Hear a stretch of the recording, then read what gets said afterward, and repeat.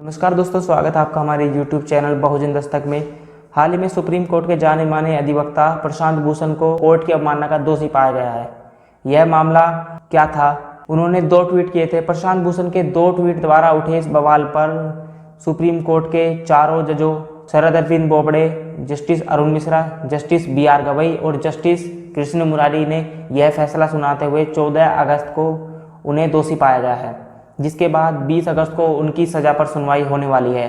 तो यह मामला क्या था जिसको हम संज्ञान में लेने वाले हैं, और यह कोर्ट की अवमानना है क्या, यह कब लागू होती है? न्यायालय की अवमानना अधिनियम 1971 द्वारा एक पारित संशोधन के द्वारा किया गया, जिसमें न्यायालय के प्रति अनादर प्रदर्शित करना या फिर उसके आदेशों को ठुकराना, यह न्यायालय की अवमानना के अंदर आता है। इस अधिनियम को 2 मामलों में बांटा गया, एक सिविल और एक क्रिमिनल मामला। सिविल अवमानना क्या है? यह न्यायालय द्वारा किसी डिक्री, आदेश या रिट की जानबूझकर अपमान करना, जानबूझकर उसका आदेश का उल्लंघन करना, यह सिविल मामले में आता है। साथ ही आपराधिक मामले में न्यायालय की अवमानना लिखित, मौखिक, चिन्हित या फिर किसी अन्य तरीके से न्यायालय की अवमानना करना, यह क्रिमिनल अवमानना के तहत आया है। अब आप सोच रहे होंगे कि प्रशांत भूषण का मामला क्रिमिनल अवमानना में आता है कि सिविल में। तो आपको बता दें कि यह जो प्रशांत भूषण ने जो ट्वीट किया था,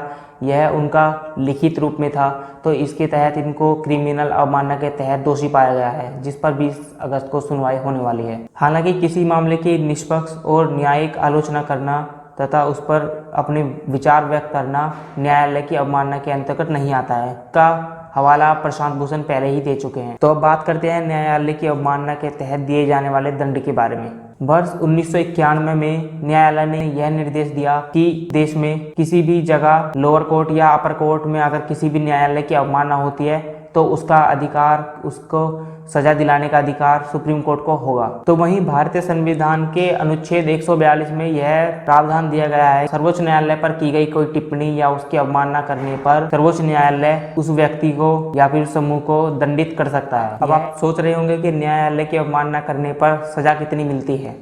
तो आपको बता दें कि न्यायालय की अवमानना करने पर सुप्रीम कोर्ट और हाई कोर्ट के पास में शक्ति प्रदान की गई है भारतीय संविधान द्वारा कि वह किसी भी व्यक्ति विशेष को 6 महीने की अधिकतम सजा और इसी के साथ ही 2000 रुपये का आर्थिक दंड भी दे सकती है। इसके साथ साथ यह आर्थिक दंड और सजा दोनों दे सकती है। कोर्ट की अवमानना से जुड़े अन्य मामले भी चर्चा में रहे हैं, जिसमें जस्टिस कर्नल, जो कलकत्ता हाई कोर्ट के पूर्व जज थे, उन्होंने न्यायपालिका में बढ़ रहे भ्रष्टाचार के खिलाफ आवाज उठाई, तो न्यायपालिका ने यानी सुप्रीम कोर्ट ने उन्हें खुद ही दोषी ठहरा दिया, और जिसके बाद उन्हें 6 महीने की सजा सुनाई गई और उन्हें 6 महीने की सजा भी काटनी पड़ी।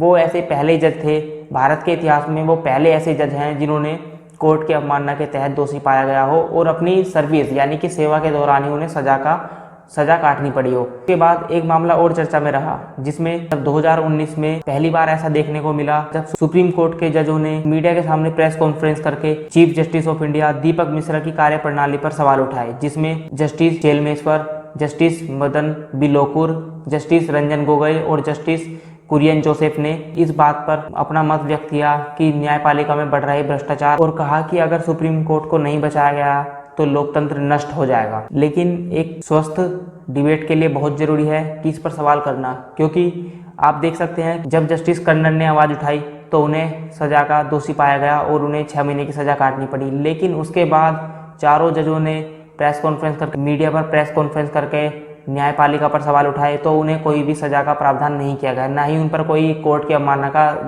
कोई केस दर्ज हुआ।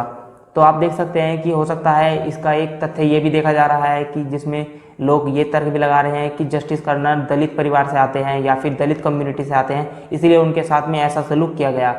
हालांकि ये बात सच भी है, जस्टिस कर्नल अपने समय में सबसे ज़्यादा केसों की सुनवाई कर चुके थे, वो तेजी से आगे बढ़ते जा रहे थे और हो सकता है वो चीफ जस्टिस ऑफ इंडिया बन जाते। तो क्या उनको रोकने के लिए इस तरह के हथकंडे अपनाए गए कि उनको कोर्ट की अवमानना का दोषी पाया गया? तो इसमें एक बात और देखने वाली है कि प्रशांत भूषण वाले केस में प्रशांत भूषण को सजा सुनाई जाने वाली है, क्योंकि 20 अगस्त को सुप्रीम कोर्ट ने निर्णय दिया है कि 20 अगस्त को हम सुनवाई करेंगे और उसके बाद तय किया जाएगा कि प्रशांत भूषण को सजा होगी कि नहीं। लेकिन प्रशांत भूषण के समर्थन में 3000 से ज़्यादा वकीलों और जजों ने समर्थन दिया है, जिस पर अब देखने वाली बात यह है कि ये जो समर्थन है ये प्रशांत भूषण के लिए तो था, लेकिन जस्टिस कर्नन के लिए नहीं था। तो इस तरह से न्यायपालिका की जो आपसी जो मतभेद हैं उन पर भी सवाल उठ रहे हैं कि प्रशांत भूषण का समर्थन तो जायज था, लेकिन जस्टिस कर्नन के लिए समर्थन के लिए किसी ने आवाज़ नहीं उठाई।